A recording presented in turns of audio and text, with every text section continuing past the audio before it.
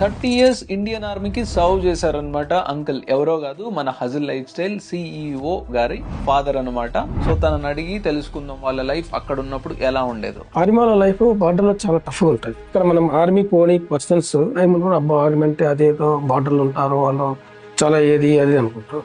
కానీ అక్కడికి పోయిన తర్వాత ఆ డ్రెస్ వేసుకున్న తర్వాత ఆ సింపతి, ఆ ఎమోషన్ అనేది బాడీలో అప్పుడే లేపొస్తుంది. తల్లిదండ్రులు వదిలి అంతా దేశానికి కోసం, దేశం రక్షణ కోసం ఈ ఏదైనా డ్రెస్ వేసుకున్న తర్వాత మీ బాడీలో అప్పుడే వచ్చేస్తుంది. డ్రెస్ వేస్తే మారిపోద్ది అంటారు, స్పిరిట్ వచ్చేస్తుంది. అవునా?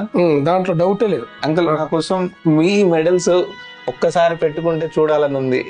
ఎప్పుడు నేను చూడలేదు. ఒక్కసారి మీరు ఇది పెట్టుకుంటే నాకు చూడాలని ఉంది. చాలా సంతోషంగా ఉంది అంకుల్ మిమ్మల్ని ఆ మెడల్స్ తో చూస్తుంటే. అంకుల్ అసలు అక్కడ పరిస్థితులు ఎలా ఉంటాయి అండ్ అసలు మీ రోల్ ఏంటి ఆర్మీలో?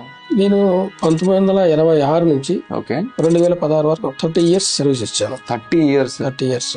మేము ఒక టీచింగ్ డిపార్ట్మెంట్ లో ఉన్నాము. టీచింగ్ అంటే ఎలాంటి టీచింగ్? అదే బార్డర్ పోయిన తర్వాత ఎక్కడ ఏమైనా ప్రాబ్లమ్స్ జరిగినా కానీ, ఇండివిజువల్ ఎక్కడైనా ఉండిపోతారు, అలాంటప్పుడు ఒక్కడే ఉన్నప్పుడు ఏ విధంగా మనం నావిగేషన్ లో చూసుకొని మనం సంప్రదించాలా, మళ్ళీ ఏ రూట్ లో పోవాలా అనేది తెలుసుకునేదానికి మేము కొన్ని క్లాసులు నడుపుతుంటాం. ఇప్పుడు మీకు గన్ ఇచ్చి ఇండియన్ ఆర్మీ రమ్మంటే మీరు వెళ్తారా?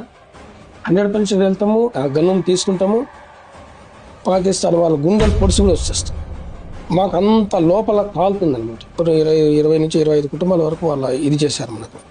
కానీ చాలా ఆ సిచ్యువేషన్ అనుకుంటేనే మనకు ఎంతో ఇది అనిపిస్తుంది. అప్పుడు ఇప్పుడు ఇంక మనం ఆ గన్ తీసుకున్నాం అనుకో, ఆ స్పిరిట్ ఇంకా మనం చెప్పేదానికి ఉండదు. బాడీలో అప్పుడు స్పిరిట్ వచ్చేస్తుంది.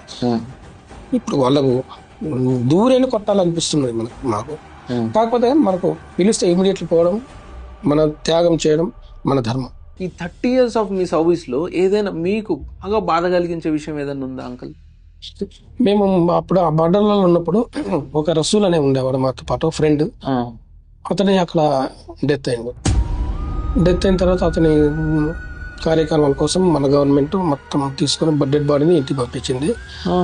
డెడ్ బాడీ ఇంటికి వచ్చిన తర్వాత వాళ్ళ పరిస్థితి చూస్తుంటే ఇంటి దగ్గర అది మ్యారేజ్ అయ్యి 11 months. అయ్యో. ఆ అమ్మాయి మళ్ళీ ప్రెగ్నెంట్. అయ్యో. ఆ టైంలో మనం చూసినామంటే ఆ కుటుంబం కోసం ఎంతో ఇది అనిపిస్తుంది. మళ్ళా వాళ్ళ ఫాదర్ అంటాడు, దేశం కోసం చేసినాం మేము, మా కోసం మా బాబు త్యాగం చేసినాడు, మాకు అది సంతోషం, చాలా సంతోషం.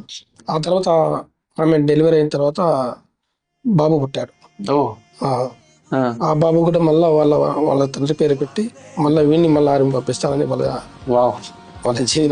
వస్తున్నాయి మీరు చెప్తున్నా. ఆ విధంగా చెప్పేవాడు ఆయన.